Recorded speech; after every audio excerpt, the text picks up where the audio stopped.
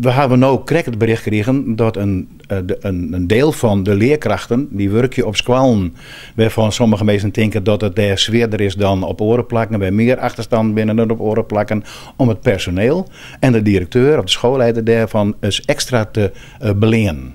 En dat is weer een krankjorige actie die gewoon net een visie of een achtergrond had, maar gewoon, ik denk dat Slob denkt van, dan hek wij wat dienen. De tweede in Dokkum is een van de 24 scholen waar het personeel 2 jaar lang extra salaris krijgt van het Rijk.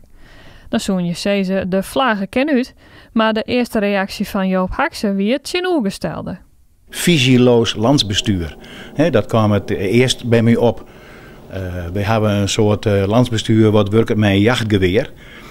Waar net een gedachte achter zit, maar ze nou en dan een sket hagel het loon gestuurd wordt om een deel van de mensen te meten te komen. En misschien wel met de stoute gedachte om wat verdeel en heers te houden, niet loon, om te voorkomen dat de mensen gezamenlijk is in beweging komen. Maar dit willen we niet langer. Duidelijke en harde woorden van de interim-directeur. Het geheel zal volgens hem geen oplossing wijzen, maar juist van meer problemen zwaaien. 95% van de mensen in het onderwijs werken vanuit hun hart, knoetert het voor de ben. Steekt er een protte extra tijd in. En zelfs overal binnen de 5%, ik wil wat lietse boefjes die dat oorsdogen. Maar ze werken al je hut. En ook krijgt een deel van die hutwerkende mensen krijgt wel wat geld en oren net. Ja, dat kent toch net.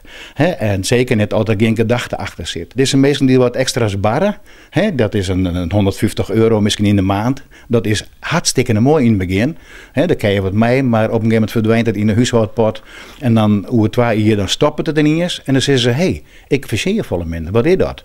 En dan hebben ze er nog een keer les van. Dus die mensen, dat noem ik dan maar, persoonlijk een probleem op te lossen. Hakse is kritisch, maar het nog wel een biatskep. Wat ik heel belangrijk vind is dat de mensen vooral, en dan gaat het nou het onderwijs, dat ik de mensen al je vreugje willen, bloeien onvoorwaardelijk van alle ben houden. En zeker van de ben waar oren van zitten dat er een stempeltje op kleeft worden mat. Want die ben hadden squallen het meest nodig.